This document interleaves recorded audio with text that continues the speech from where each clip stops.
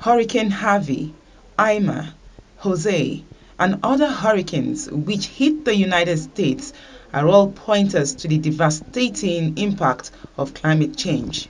Climate change has become a major challenge to mankind today.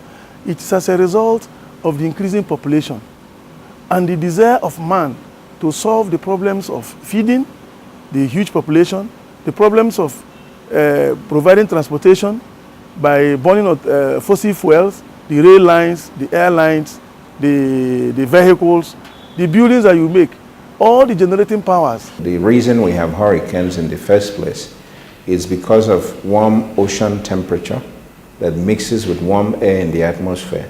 And the warmer it is for both, the greater the intensity of the storm.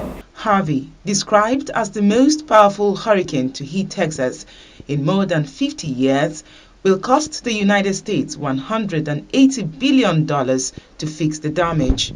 Nigeria may not have recorded a similar magnitude of disaster, but is also confronted by huge cost implications in the wake of massive flood disasters in 17 states. We need to move away from intervention funds, which typically come after, even though they are called intervention funds, they typically come after the event. So they are really emergency funds and relief funds. We need to move away from that and have a proactive approach to what I call strategic planning and prevention mindset.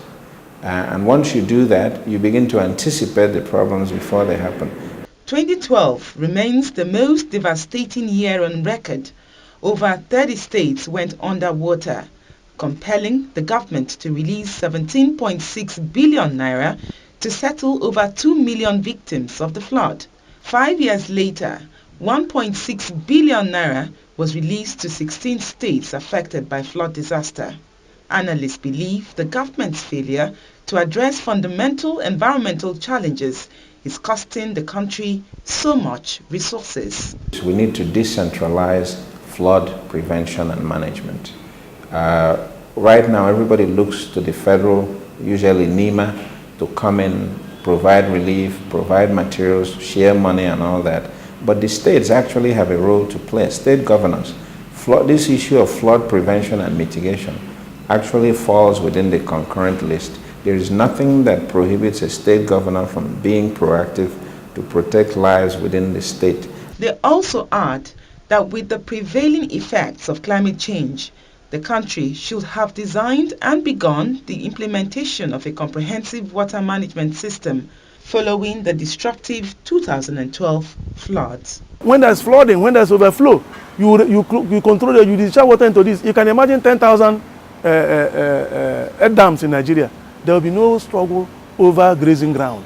There will be no need to make laws for Fulanis to stop or grazers to stop in one end and farmers to have conflicts with those who are nomadic.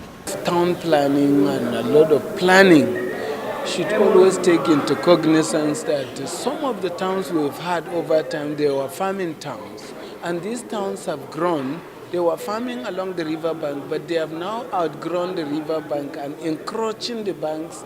And there is no deliberate plan to really stop people from building to the brink of the rivers. Experts insist that strengthening institutional capacity will cut back the billions of naira released every year to assist flood victims. To really make sure that settlements are safe, people's lives are not at risk each rainy season. Although the cost of resettling victims of the hurricane is monumental, analysts believe Nigeria could learn some lessons from the United States and the affected continents to reduce casualty figures and establish sustainable systems to reduce the impacts of floods on towns and cities across Nigeria. Salamat Ibrahim, AIT News, Abuja.